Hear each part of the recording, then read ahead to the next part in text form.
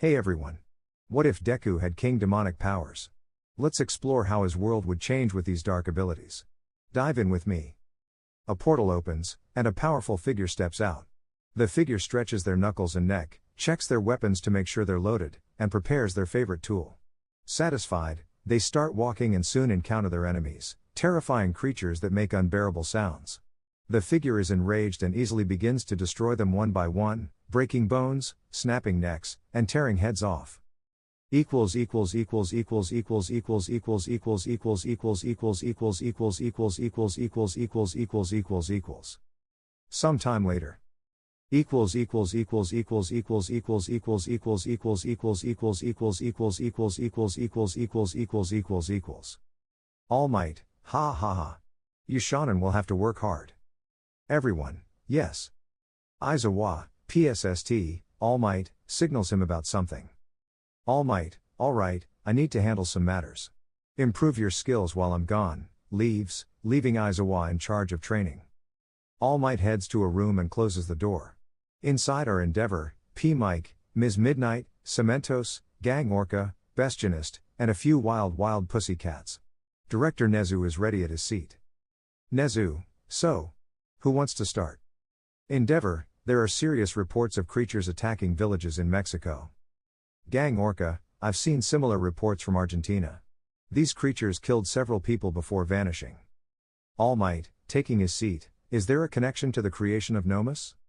Endeavor, no, these creatures seem to strategize and know where civilians hide.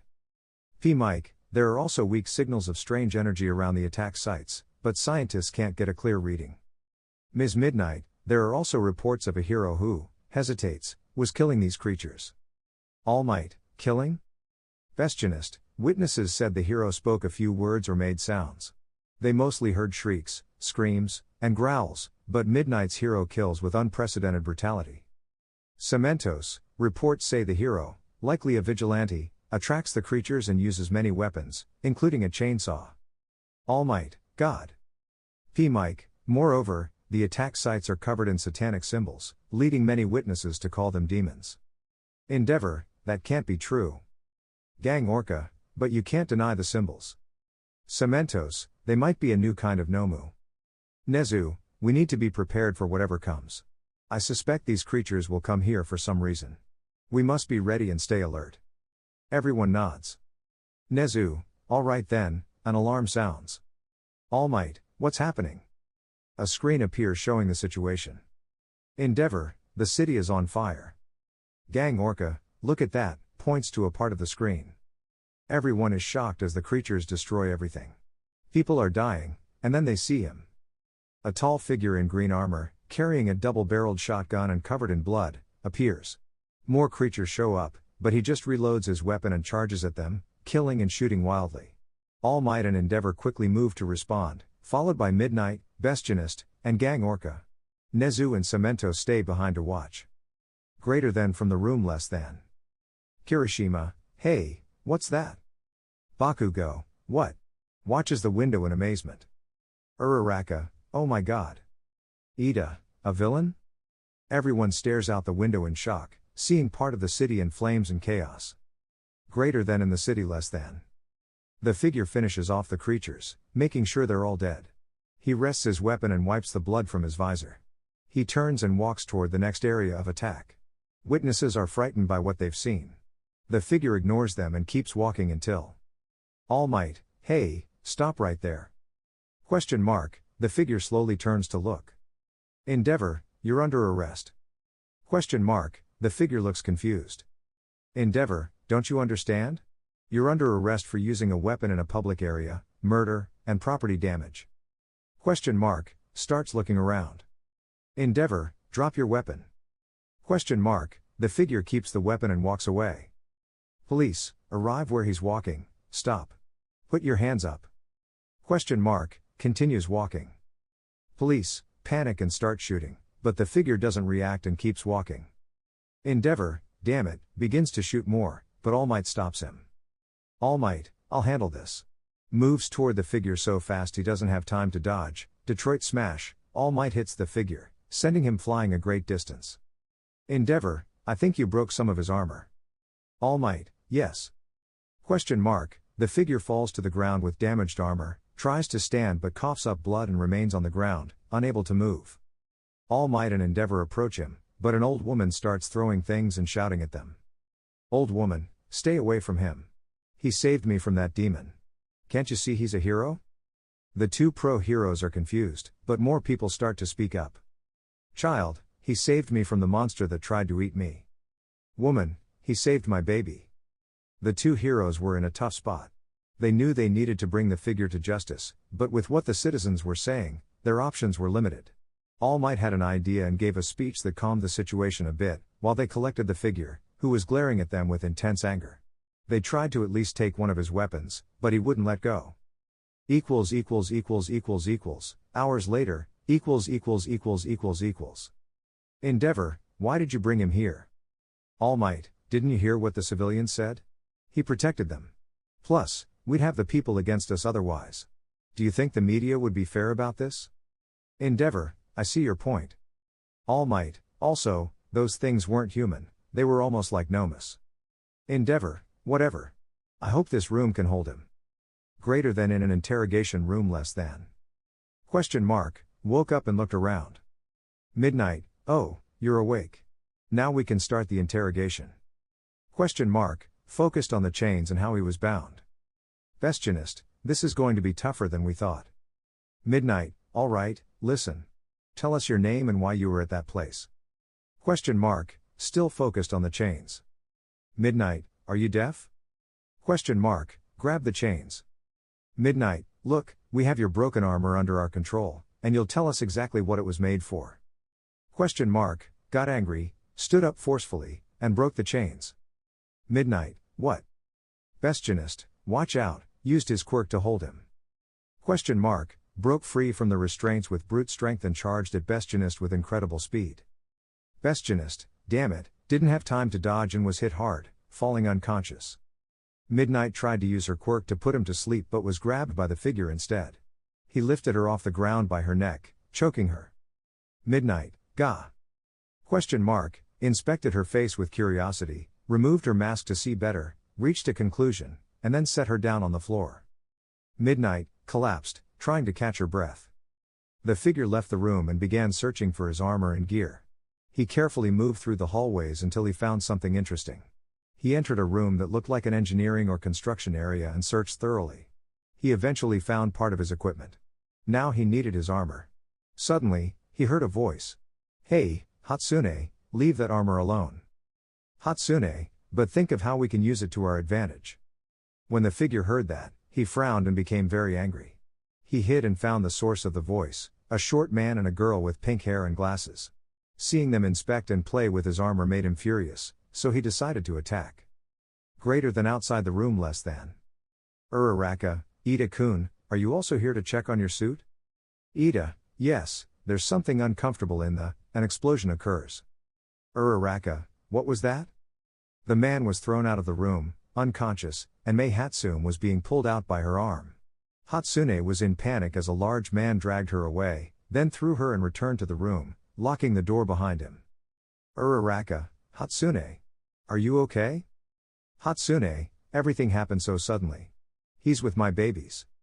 Uraraka, you mean your inventions, right? Hatsune, of course. What else would I be talking about? Uraraka, oh, nothing. Let's get help before he gets away. Greater than inside less than. The figure was pleased to find his equipment. His weapons were untouched, and part of his armor was still intact. He secured the door well so he wouldn't be disturbed, checked the room's resources, and found them useful for repairing his armor until he could find better materials. He repaired the broken pieces and fixed the area where All Might had hit him. Satisfied with the final result, he put on the armor and headed straight for the door. Aizawa, be careful, we don't know why he's here or what quirk he has. The door is smashed by the figure in green armor. Question mark, sees those in front of him and loads a shotgun. Endeavor, from a surveillance room, turning to look at All Might, it was a good idea to bring him here, sarcastically. Bakugo, what are we waiting for? Shiny. He was the first to be grabbed by the face. Kirishima, Bakugo, hardens his body completely. Question mark, about to shoot Kirishima but lets go of Bakugo and sees something alarming. Everyone turns to see a demonic symbol suddenly appear on the wall behind them. A portal opens, and creatures emerge, which the figure recognizes as demons. Demon, kill the Doom Slayer. Equals school shooting equals. Demon, kill the Doom Slayer. Question mark, moved Bakugo out of the way and started shooting every demon he could find. Aizawa, everyone get out, he ordered desperately. Everyone managed to escape before the demons could harm them. However, Aizawa and the unknown person stayed behind. The pro hero used his fighting skills to hurt and take down every opponent he encountered. The unknown person killed them with headshots. He grumbled a bit because the hero wasn't killing them, so he had to finish off the ones he brought down to get the job done. Aizawa was angry. How could someone be so used to killing? He thought these creatures were nomas that hadn't completely lost their minds and could be saved. How wrong he was. The hero managed to take down a large demon, but that only made it angrier. The demon broke free from the restraints and grabbed him by the neck, lifting his small body off the ground with its right arm. Vertical bar underscore, imagine the scene from Infinity War where Thanos lifts Loki, similar here. Aizawa, wait. You don't have to do this. We can help you. Demon, starts laughing uncontrollably at Aizawa's foolishness. This human thinks I'm one of them. Ha! I've never heard anything more pathetic in my existence. Suddenly, the unknown person jumped quickly and cut off the demon's arm with his chainsaw, then cut off its leg before it could react. The demon fell to the ground, bleeding from both wounds. Its screams of agony sought help, only to see that the portal had closed and its allies were dead. The demon tried to escape by dragging itself, but the unknown person just stepped on it and began stabbing it with his chainsaw from its chest up to its head, cutting it in half. Greater than outside, everyone watched through the windows less than. Everyone, horrified. Bakugo, I think I'm going to vomit.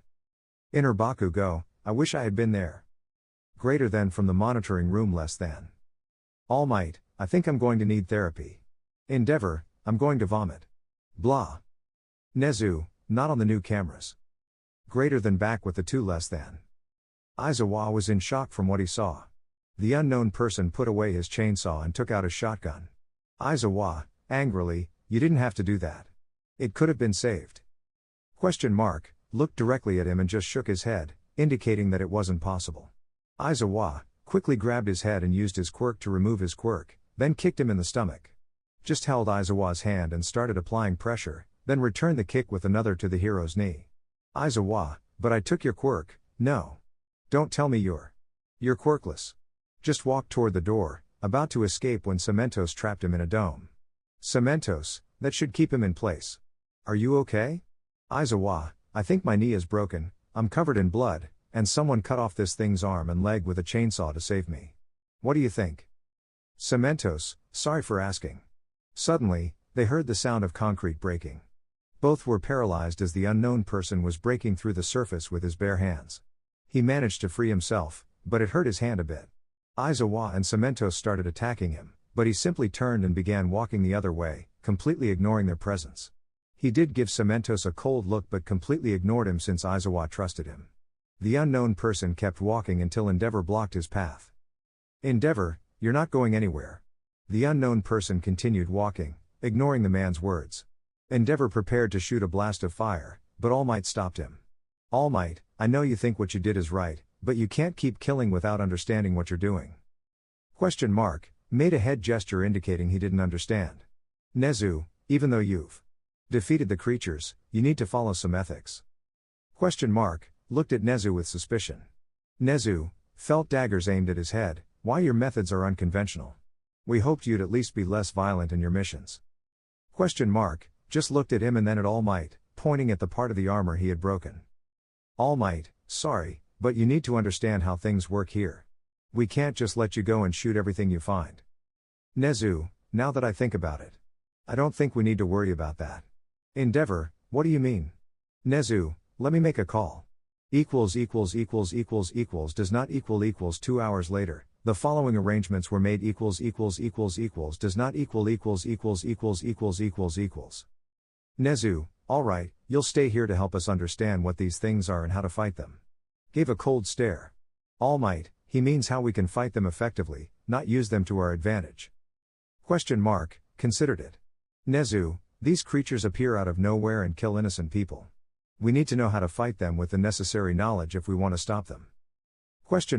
Sighed and agreed, but with the blood spilled on the floor, began to write clearly about some conditions and not to get in his way. Nezu, all right, one more question, how old are you? Thinking of putting him in a class. Wrote that he was 20. Nezu, oh, I see. All Might, so, he should be on our level. Endeavor, tch. Nezu, well, yes. But I think he can still learn here to become stronger, given his experience with these things. You know the saying, keep your enemies close. All Might, I think that was a poor choice of words, sir. They could feel the knives aimed at their necks. The person just moved aside to leave but was called back. Nezu, where are you going? You're staying here. Stopped abruptly, feeling a twist in his chest, with past memories flashing in his mind. All Might, don't worry, everyone here can defend themselves. Took a deep breath, turned to them, and started listing his conditions, but... Nezu, let's discuss this when you're cleaned up and write it down on paper. Ha ha ha. Couldn't believe how weak they were, he now understood why they needed his help.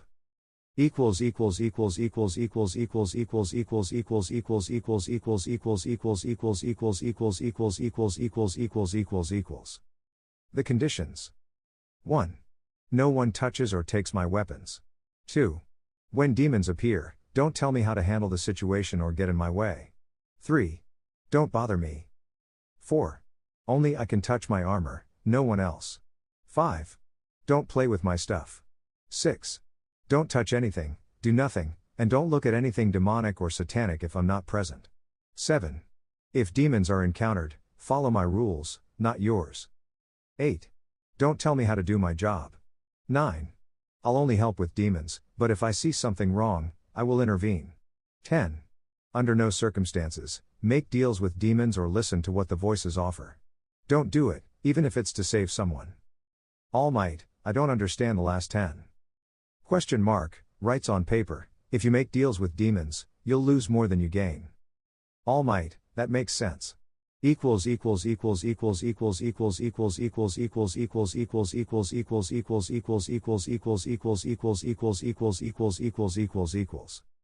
A few days later, Aizawa, entering the room and starting to discuss an important topic. All right, kids, this man will be under hero supervision and will help us understand the situation with these creatures.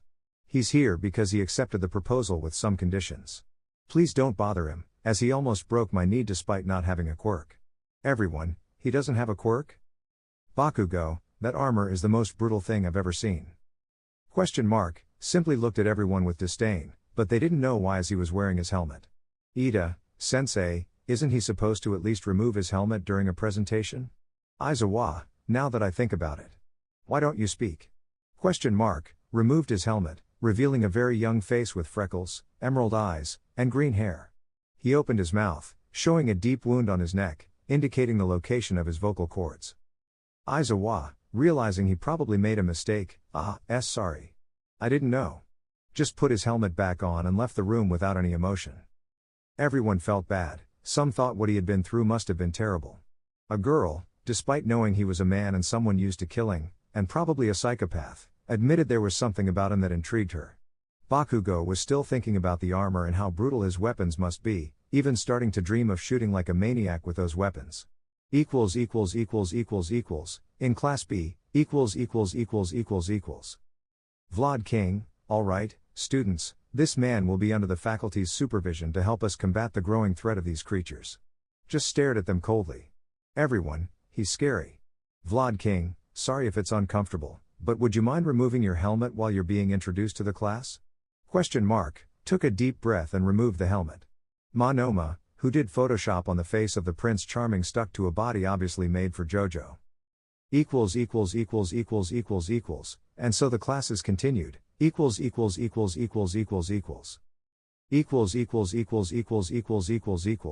some of the girls. Mina, don't you think that guy is scary? Uraraka, well, he didn't kill Aizawa-sensei, so we can't judge too quickly. Hagakure, but he is scary. Didn't you see the weapons he uses? Yaoruzu, maybe Uraraka is right, we shouldn't judge too quickly. Tsuyu, but he's still a danger Karo. With the boys, Bakugo, that armor is so brutal, and the weapons are beastly. Ida, Bakugo, he's still a danger to us. Todoroki, he doesn't look like he's here to make friends. Mineta, I wet my pants a bit when he was introduced. Sato, that guy gives me a bad vibe. Shoji, do you think he's doing this for revenge? Kirishima, maybe, but that guy is definitely scary. In the engineering room, May, looking angry. Fixing his armor with more durable materials. May, I hope you know what you did was wrong. You could have put my babies in danger. Focused on improving his armor. May, are you even listening? Definitely not listening. May, how can you have so much body and so little brain? Ignoring her. May, calmed down and became intrigued by something. Ooh. What's this? Such a cute destructive baby. About to touch the BFG. Grabbed it faster than she could and gave her a look that said not to touch it. May, became annoyed again. Does not equal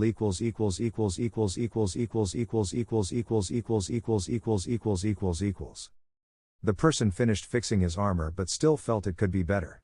He was walking through the hallways and saw that the area where he had his recent fight was clean, but someone seemed upset.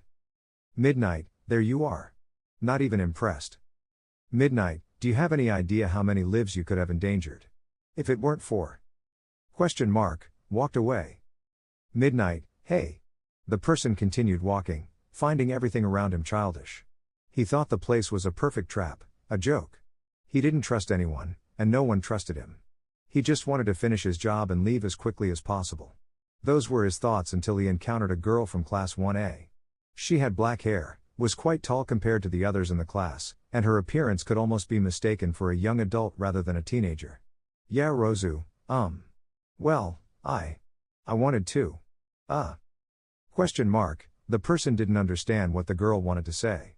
When he approached, he saw her nerves were making her tremble, so he decided to step aside to give her more space. Yeah, Rozu, mustered enough courage, I wanted to give you this. I know it's a bit silly, but I didn't know how to welcome you, so. I hope you accept it, handed him a doll of himself. He was surprised, no one had ever done this before. He didn't know what to do but took the figure and inspected it. He was impressed by the details and decided to keep it, not wanting to hurt the girl's feelings after all the effort she put into making it. He actually liked it. Yeah, Rozu, thank you for accepting it. I have to go. I hope to see you again. She left. Didn't understand why she left so quickly but thought it wasn't his place to ask. He realized he was alone and put the doll away to continue on his way. There's always a bigger fish. Some time had passed since the person was allowed to stay at UA. The truth was, they didn't like it. They felt that just staying there was dangerous, but their other thoughts stopped them from feeling too much concern because everyone had powers. They found it hard to believe that some students were human, like the pink-haired girl from Class 1A and the boy who talked to animals, along with the one who was almost like an octopus. There was also the girl with horns from Class B. These students made them suspicious every time they saw them, just like Cementos and Endeavor with their looks and abilities. But today, they were outside. It was night, and they were near the eastern coast of the city. They were investigating a suspicion. While heroes couldn't understand or pick up demonic signals, they could. They followed a demonic signal to find the thing that led them here, a portal from hell. They readied their weapon and proceeded into the area, then were attacked by weak demons. They began shooting, killing demons by blowing their heads off, slicing them in half, and beating them to death. Their companion was left vomiting. They couldn't contain the violence they unleashed.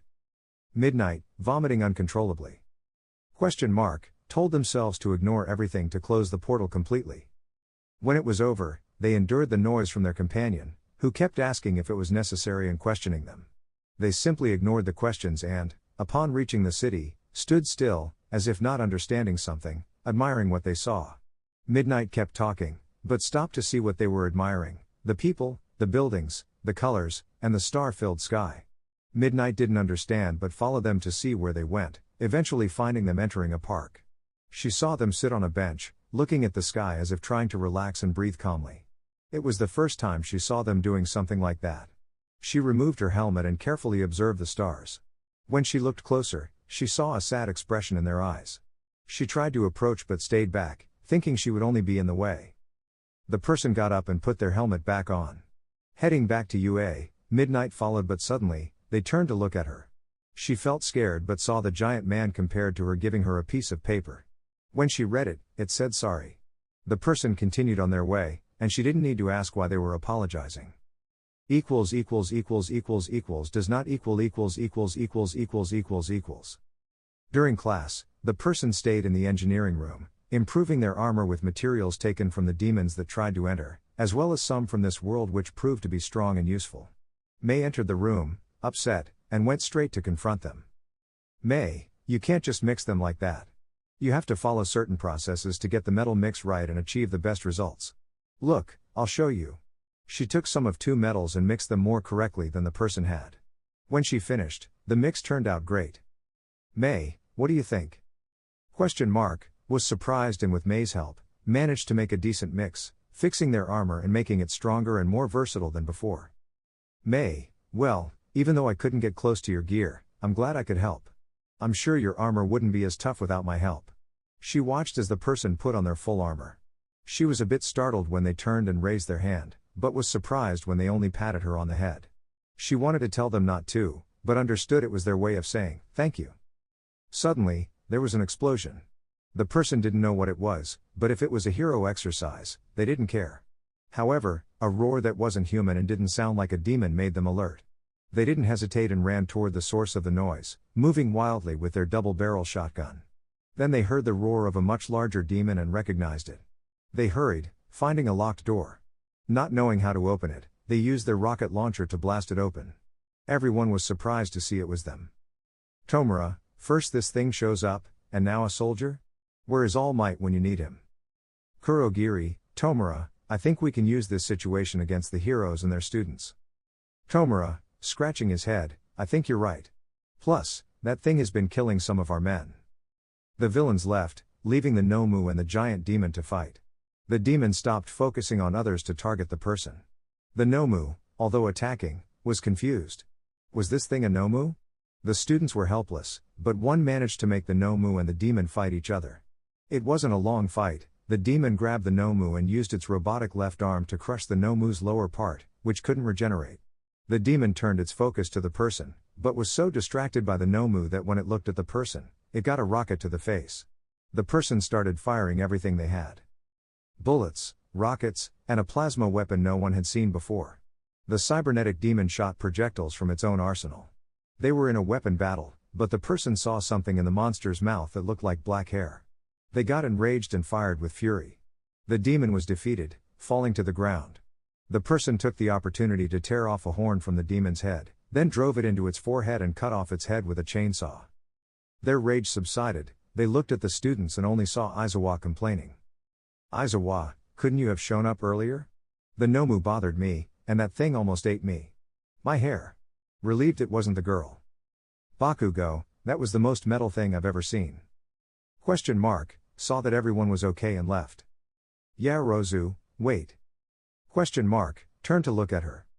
Yaozu, thank you. That thing could have killed us. Nodded and left.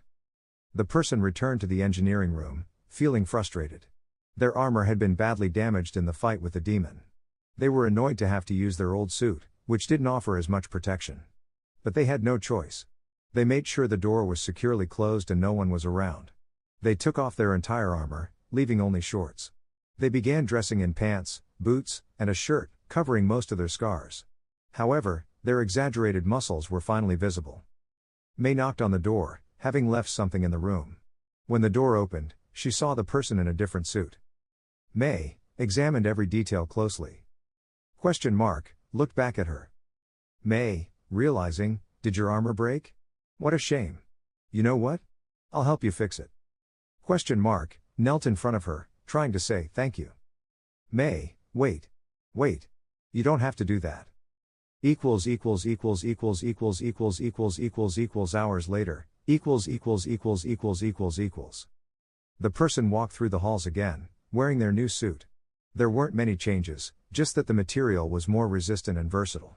They felt relieved not to be using their old suit, which they kept in a strange device. They also used it to track demonic activities, like a map or GPS with a tracker. As they continued walking, they encountered the same girl whose name they didn't know. Yeah, Rozu, oh. Hi. I didn't see you coming. Why, your new suit looks good on you. Question mark, flattered. Yeah, Rozu, your techniques are pretty brutal. But they're very effective. Question mark, nodded. Yeah, Rozu, this is a bit odd, and sorry for asking. But, do you use steroids?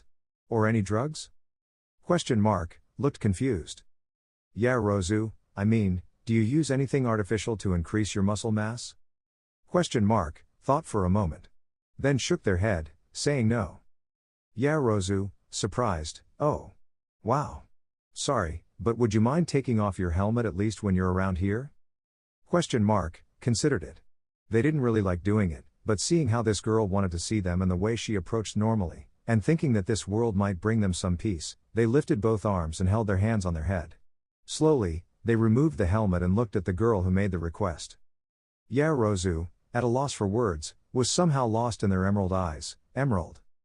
Mina, yeah, Rozu, come on, we have something important. Hagakure, quick, it's a girls' meeting. Yeah, Rozu, what?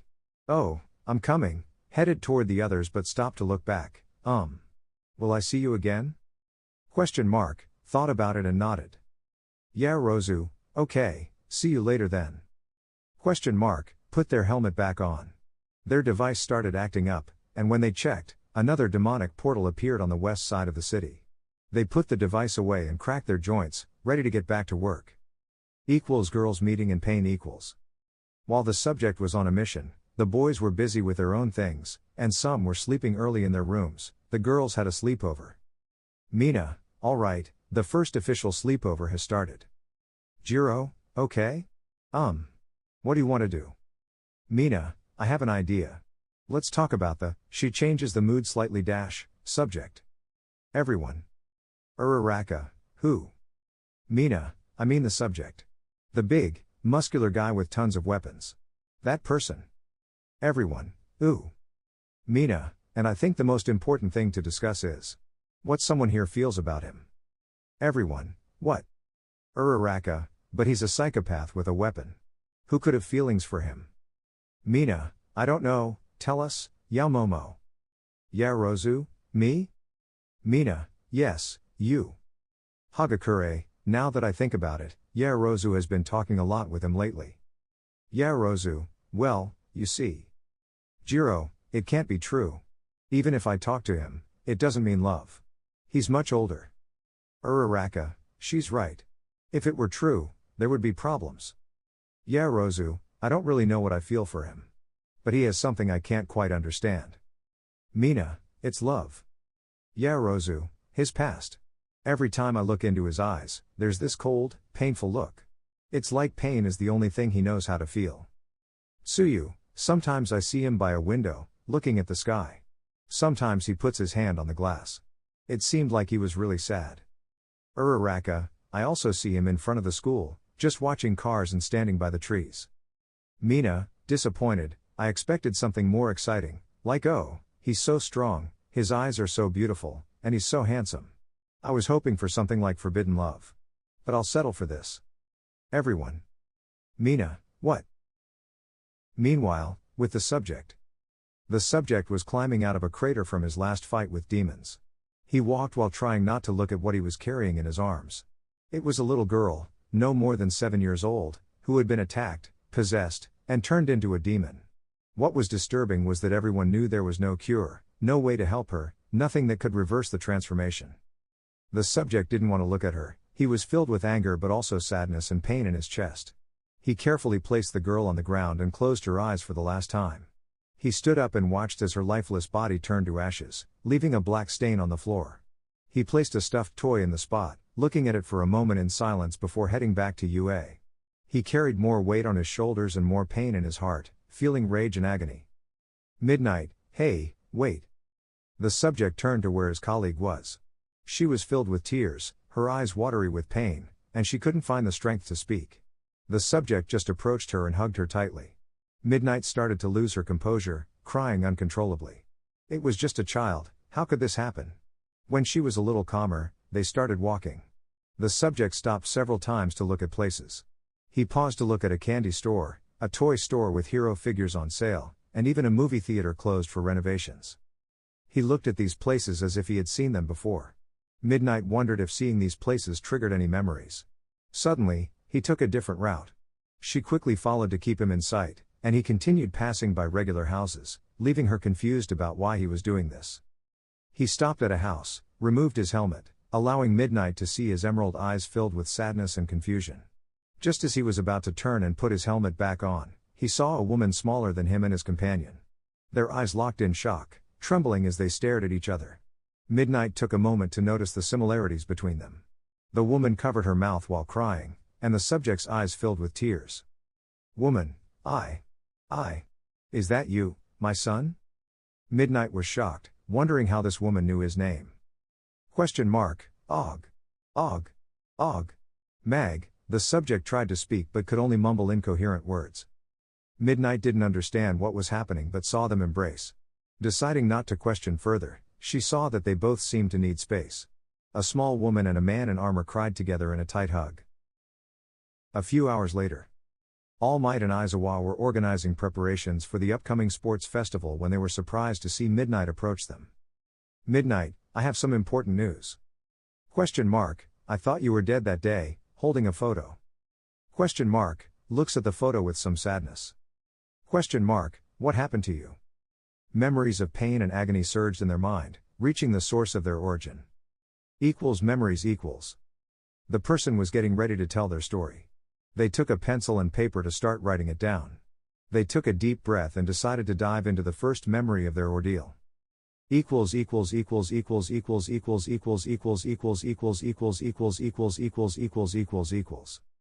Yarozu's house.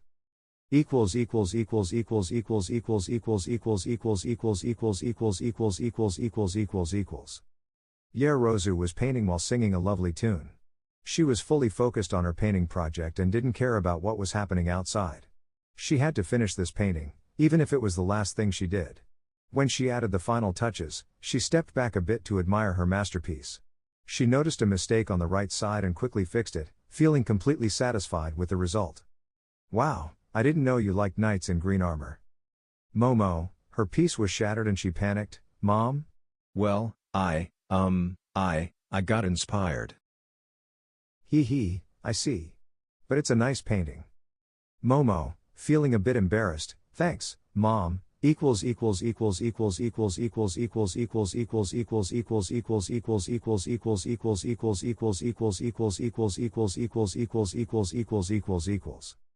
At another house.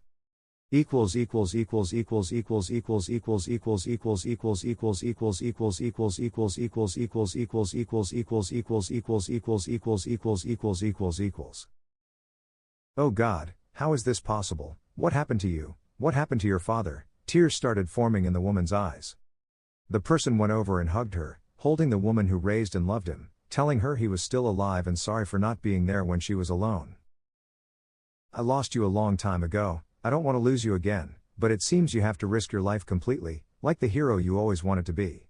She wiped her tears and gave a small smile. The person let her go, took off his helmet, and returned the smile with a touch of sadness in his eyes. He stood up to leave, but suddenly his mother asked him something. "Before you go, are you hungry? Did you eat something? Do you want me to make you some food?" The person's face grew serious as he thought about it. He remembered all the eternity he spent eating food from another world. Although he got used to it, he didn't like it if he was honest. And today, on this specific day, this single day, this day that had to be a miracle, he had the chance to eat real food. He just nodded with an eager and desperate look. All right, just go and sit down." The person went to the kitchen, took his seat, and waited anxiously for his meal. After a few minutes, his food, prepared with love, arrived at the table. A plate of lasagna, rice, and a steak included. Just having human food on the menu and seeing his mother again was enough to fill him with emotions. "Well, I hope you like it." He saw that with the first bite, the person started crying uncontrollably. Wait. Why are you crying?" She quickly started comforting him to calm him down.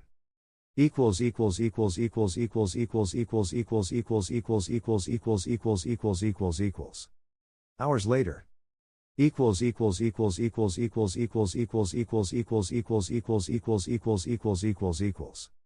The person was on the streets and realized it was night. He didn't know he had taken so long, but it didn't matter since the food was worth it. He was walking toward UA, but with each step, he felt two presences. He could clearly feel they were following him. He decided to take detours to be sure, turning left when it was right and turning right when it was left. After doing this pattern, he confirmed he was definitely being followed. He headed to a secluded area away from any public place, entering an abandoned factory. He took out his gun and prepared to see who was following him. He knew they weren't demons since he was familiar with their stalking pattern, and those following him didn't match it. They were humans, and he didn't trust a certain number of humans. He kept his small gun out just in case it was All Might with the vagrant known as Professor. Either way, he had to be ready for a possible ambush and wouldn't let himself be defeated without a fight. However, he saw it was a near zombie guy and a girl with blonde hair. The guy was creating a kind of blue flames, and the girl was pulling out needles and knives while sounding very excited. The person observed them carefully, took a deep breath, and put away his gun. "Did you realize you can't win with just a weapon?" The guy with blue flames said, then was surprised by what the person pulled from his hands. "But, how is that possible?" The girl was incredulous about what she had just seen. The person put away his gun and pulled out his chainsaw. He started it and, with supernatural speed, charged at the guy. The guy screamed like a little girl as the larger man with a chainsaw ran straight at him. Come with dad equals. The man kept close to the boy, hitting the blonde girl faster than she could strike back. The fight continued until the blonde fell unconscious from a strong blow to the head. The boy began to feel the pressure. He had no help or reinforcements against a psycho wielding a chainsaw like a baseball bat. The boy tried to hit the man with a burst of blue flames, only to realize he hadn't burned anything. When he turned around, it was too late. The man dealt a finishing blow with the chainsaw, leaving a nasty wound on his back. The boy felt agonizing pain and couldn't get up, feeling his blood flow down his back. The girl managed to get up and grabbed her knife again, but seeing her injured friend on the ground and the man watching her with a chainsaw, she was overcome with fear. Terrified, she could only go to her friend and leave the scene. After the fight, the man felt satisfied with his victory. He put away his chainsaw and started the long walk back to UA. When he left the place, he saw the dark sky filled with stars shining like fireworks and a demonic portal opening. The demons that came out were weak. When all the demons appeared and saw him, they were frozen in surprise. The man cracked his knuckles and proceeded to beat them to death.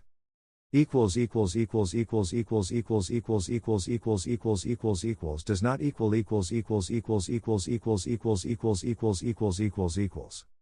elsewhere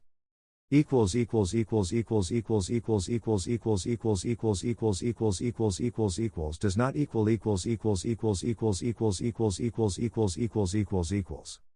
Mina, it's love. Uraraka, huh? Starts floating. Mina, is it for Ida or, interrupted. Yeah Rozu, I don't think it's our place to ask that, Mina. Tsuyu, that would be asking something personal and uncomfortable, don't you think? Karo. Mina, okay, I won't ask. Jiro, focused on her phone. Mina, Jiro? What are you doing? Jiro, jumping with joy, yes. I got the tickets for the rock concert. Yeah Rozu, you sound very excited, Jiro-san. Jiro, it's obvious, isn't it? It's going to be my first concert. My parents never let me go to any because I was too young and didn't have an adult with me. Tsuyu, they seem to worry about you. Jiro dash. Jiro's flashback.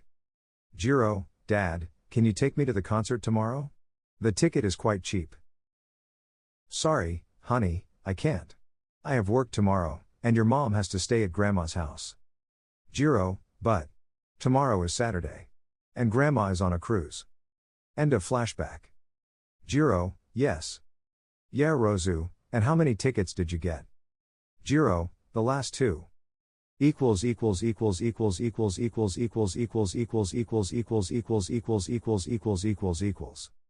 Back with the man.